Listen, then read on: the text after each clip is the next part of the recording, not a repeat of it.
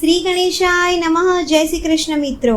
આ મારી યુટ્યુબ ચેનલમાં તમારું હાર્દિક સ્વાગત છે.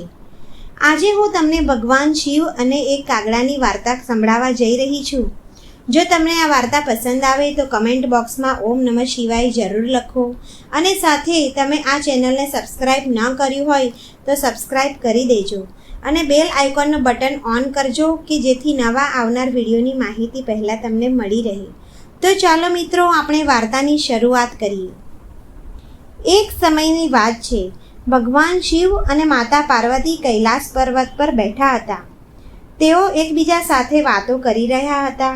ત્યારે એક કાગડો ત્યાં આવી પહોંચ્યો અને તે દુઃખી થઈને ભગવાન શિવને પાસે આવ્યો અને કહેવા લાગ્યો કે પ્રભુ, તમે મને આ કેવી યોનિમાં જન્મ આપ્યો છે? હું આ યોનિમાં જન્મ લઈને ખૂબ દુઃખી છું.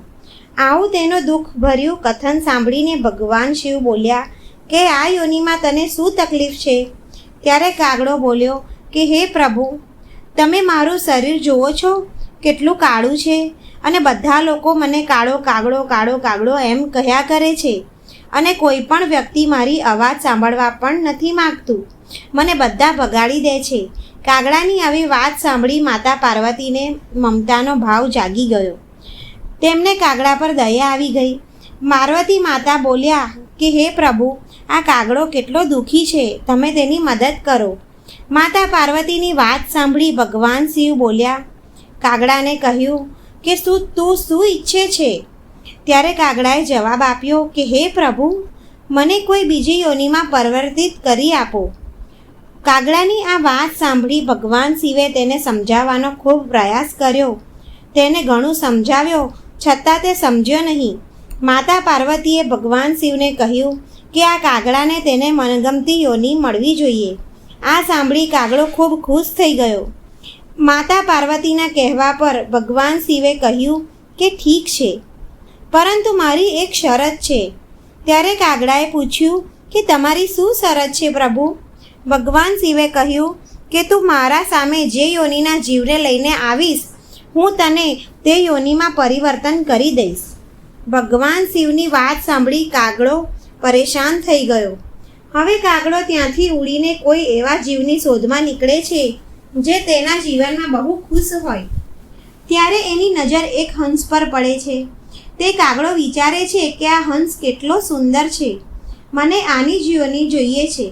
તે હંસને પ્રાર્થના કરે છે કે તને ભગવાન શિવે બોલાવ્યો છે. કાગડાના કહેવાથી હંસ ભગવાન શિવ પાસે આવે છે.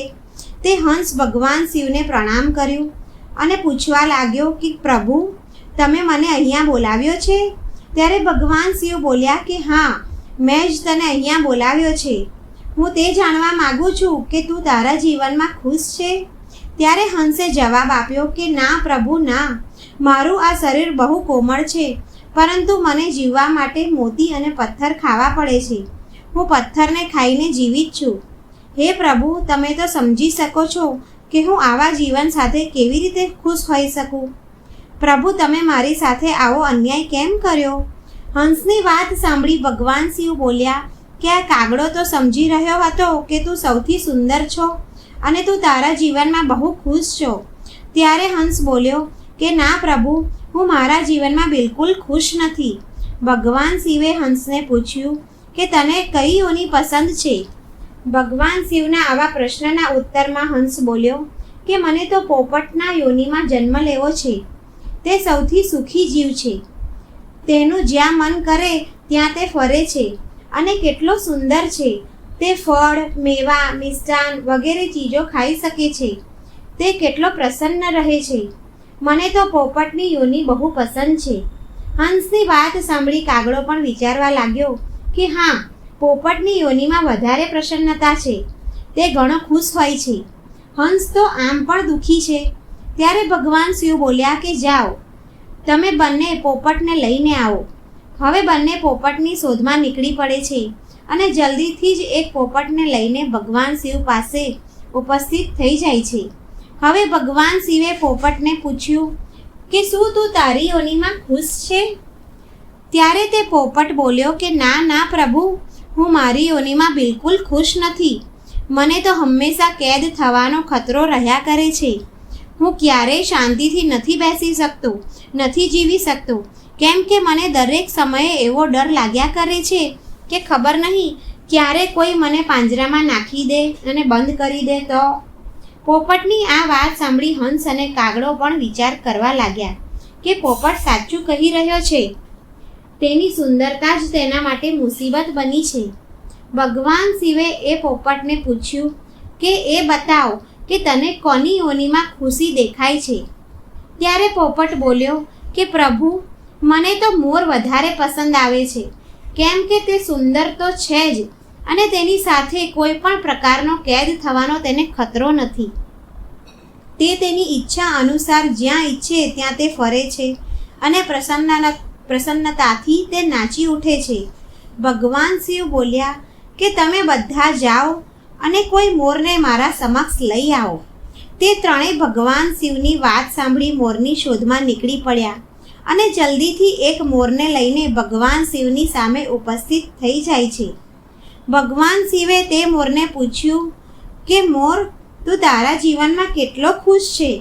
ત્યારે મોર બોલ્યો કે હું મારા જીવનમાં બિલકુલ ખુશ નથી. ત્યારે ભગવાને કહ્યું કે એવું કેમ?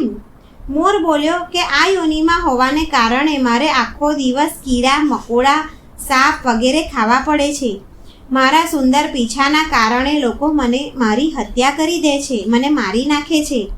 માટે મને તો દર વખતે મૃત્યુનો ભય રહ્યા કરે છે. મોરની આવી વાત સાંભળી કાગડો, હંસ અને પોપટ ત્રણેય વિચારમાં પડી ગયા અને હવે બધા વિચારમાં પડી ગયા કે હું તો વિચારતો હતો કે હું જ સૌથી વધારે દુઃખી છું, પરંતુ અહીંયા આ સંસારમાં તો જેટલા પણ જીવ જંતુ તે કોઈને કોઈ કારણે દુઃખી છે. તે વિચારતા તે ચારેય ભગવાન શિવ પાસે માફી માંગવા આવે છે. તેઓ કહે છે કે હે પ્રભુ, તમે અમને જે સમજાવવાનો પ્રયાસ કરી રહ્યા હતા તે અમે સમજી ગયા છે. હવે અમને ખબર પડી ગઈ છે કે સંસારમાં પ્રત્યેક જીવનું દુઃખ તેના વિચાર પર નિર્ભર રહે છે. અમને ક્ષમા કરી દો પ્રભુ. હે પ્રભુ, તમે જેને જેવું જે કંઈ પણ આપ્યું છે તે તેના માટે ઉચિત છે, તે તેના માટે યોગ્ય છે, પરંતુ જીવ તે વાતને સમજી નથી શકતો અને તેની તુલના બીજા સાથે કરીને દુઃખી થયા કરે છે. તેવું કહીને તે ચારેય ભગવાન શિવ પાસે આજ્ઞા લઈને ત્યાંથી ચાલ્યા ગયા.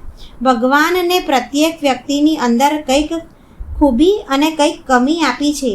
એ તો દરેક વ્યક્તિના વિચાર પર નિર્ભર કરે છે કે તે તેની અંદરની ખૂબીને જોઈને અભિમાન કરે છે કે તે પછી તેના અંદરની કમીને જોઈને દુઃખ કર્યા કરે છે. દરેક વ્યક્તિનું દુઃખ અને સુખ તેના વિચાર પર નિર્ભર કરે છે. જો મિત્રો તમે આ વાર્તા પસંદ આવી હોય તો લાઈક કરો, સગા સંબંધીઓ સાથે શેર કરો અને ચેનલ પર નવા હોય તો સબસ્ક્રાઈબ જરૂર કરો.